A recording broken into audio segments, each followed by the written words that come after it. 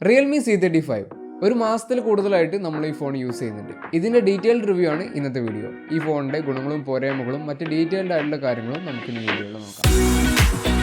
ഇതിന്റെ separate unboxing video നമ്മൾ ചെയ്തിട്ടില്ല. അതുകൊണ്ട് തന്നെ ബോക്സിൽ എന്തൊക്കെ കാര്യങ്ങളുണ്ടെന്ന് ജസ്റ്റ് ഒന്ന് പറയാം. ഫോണിന്റെ കൂടെ കുറച്ച് ഡോക്യുമെന്റേഷൻസ് കിട്ടുന്നുണ്ട്.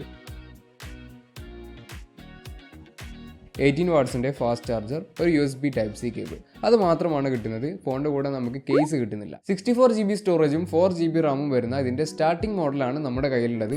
ഇതിൻ്റെ പ്രൈസ് 12,000 റുപ്പീസ് ആണ്. ഗ്രീൻ കളറിലും ബ്ലാക്ക് കളറിലുമാണ് ഈ ഫോൺ അവൈലബിൾ ആയിട്ടുള്ളത്. നമ്മുടെ കയ്യിലുള്ളത് ബ്ലാക്ക് കളറാണ്.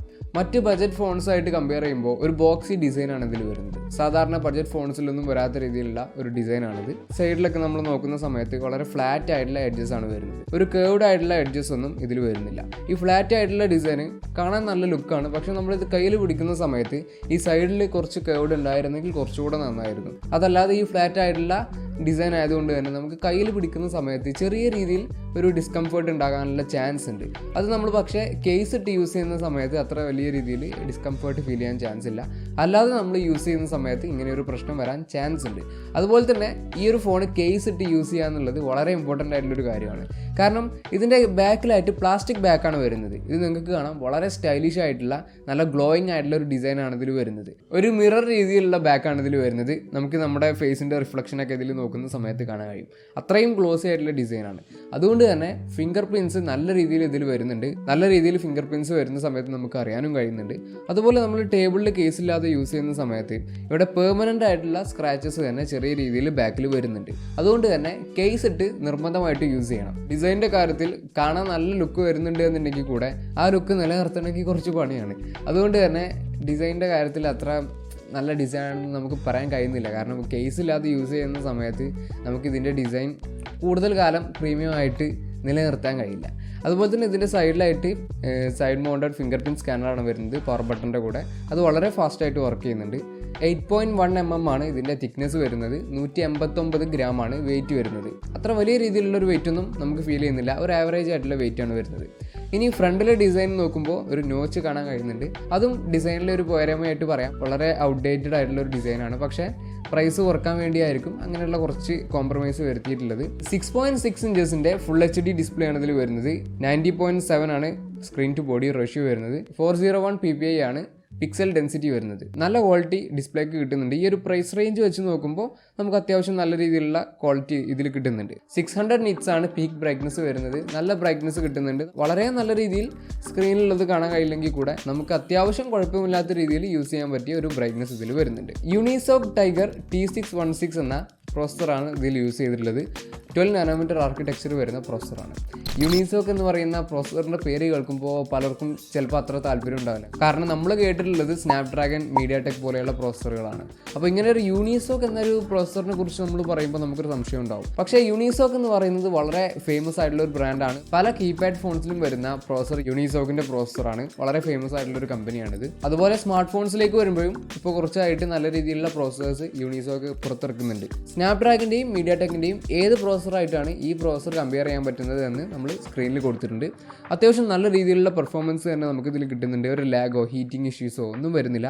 നോർമൽ യൂസേജിനും ഒക്കെയാണ്, ഒരു പ്രശ്നങ്ങളും വരുന്നില്ല. ഇനി ഗെയിമിംഗ് ചെയ്യുന്ന സമയത്ത് അത്യാവശ്യം ഈ പ്രൈസ് റേഞ്ച് നോക്കുമ്പോൾ ഒരു ആവറേജ് ആയിട്ടുള്ളൊരു ഗെയിമിംഗ് പെർഫോമൻസ് നമുക്കിതിൽ കിട്ടുന്നുണ്ട്. BGMI പ്ലേ ചെയ്യുന്ന സമയത്ത് HD ഹൈ സെറ്റിംഗ്സിൽ ഒരു 30 FPS ആവറേജ് മെയിൻറ്റെയിൻ ചെയ്തുകൊണ്ട് നമുക്ക് BGMI പ്ലേ ചെയ്യാൻ കഴിയുന്നുണ്ട്.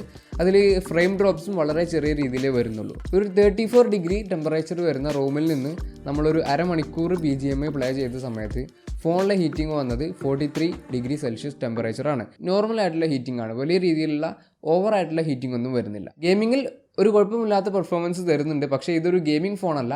നല്ല രീതിയിൽ ഗെയിമിംഗ് പെർഫോമൻസ് തരുന്നൊരു ഫോൺ വേണമെന്നുണ്ടെങ്കിൽ ഒരു 15,000 റുപ്പീസിൻ്റെ മുകളിലുള്ള ഫോൺ നോക്കുന്നതായിരിക്കും നല്ലത്. ആൻഡ്രോയിഡ് 11 കൂടെ Realme UI R എഡിഷനാണ് ഇതിൻ്റെ യൂസർ ഇൻ്റർഫേസ് വന്നിട്ടുള്ളത്.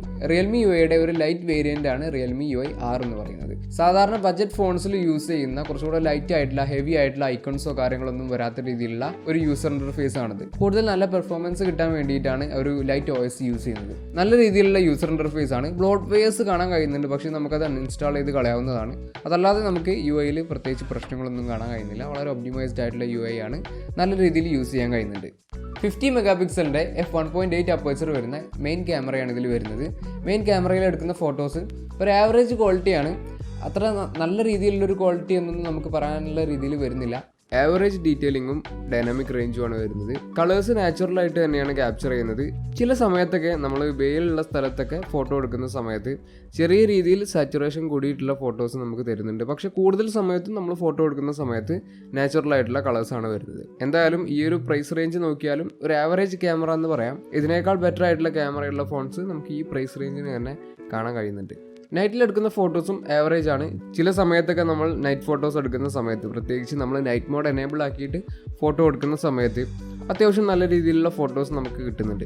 8 മെഗാ പിക്സലിൻ്റെ സെൽഫി ക്യാമറയാണ് ഇതിൽ വരുന്നത്. സെൽഫി ക്യാമറ ഒരു ബിലോ ആവറേജ് ആയിട്ടാണ് തോന്നിയത്.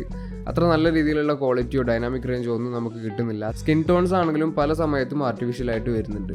പോർട്രേറ്റ് ഫോട്ടോസ് എടുക്കാനായിട്ട് ഒരു black and white depth sensor ഇതിൽ വരുന്നുണ്ട്. പോർട്രേറ്റ് ഫോട്ടോസ് എടുക്കുന്ന സമയത്ത് ഓക്കെയാണ് ഫോട്ടോസൊക്കെ, പക്ഷേ നമ്മൾ സൂം ചെയ്യുന്ന സമയത്ത് എഡ്ജ് ഡിറ്റക്ഷനിലെ ചെറിയ പ്രശ്നങ്ങളൊക്കെ കാണാൻ കഴിയും. 2 മെഗാ പിക്സലിൻ്റെ മാക്രോ ക്യാമറയിൽ എടുക്കുന്ന ഫോട്ടോസാണിത്. ബഡ്ജറ്റ് ഫോൺ ആയതുകൊണ്ട് തന്നെ മാക്രോ ക്യാമറയ്ക്ക് എത്ര ക്വാളിറ്റി ഉണ്ട് എന്നുള്ളത് നമുക്ക് ഊഹിക്കാവുന്നതേ ഉള്ളൂ. പക്ഷേ ഫോട്ടോസ് യൂസബിൾ ആണ്. 5000 mAh ബാറ്ററിയാണ് ഇതിൽ വരുന്നത്. ഏകദേശം നോർമൽ യൂസേജിൽ നമുക്കൊരു 3 ദിവസത്തിനടുത്ത് ബാറ്ററി ലൈഫ് നമുക്ക് കിട്ടുന്നുണ്ട്. 18 വാട്ട്സിൻ്റെ ഫാസ്റ്റ് ചാർജിങ് ആണ് ഇതിൽ സപ്പോർട്ട് ചെയ്യുന്നത്. 0 to 100% ചാർജ് ചെയ്യാൻ എടുക്കുന്ന സമയം 1.5 മണിക്കൂറാണ്. ഇതാണ് നമുക്ക് ഈ ഒരു ഫോണിനെ കുറിച്ച് പറയാനുള്ളത്. വീഡിയോ ഇഷ്ടപ്പെട്ടെങ്കിൽ ലൈക്ക് ചെയ്യാനും ഷെയർ ചെയ്യാനും മറക്കരുത്. അടുത്തൊരു വീഡിയോയിൽ കാണാം. ബൈ.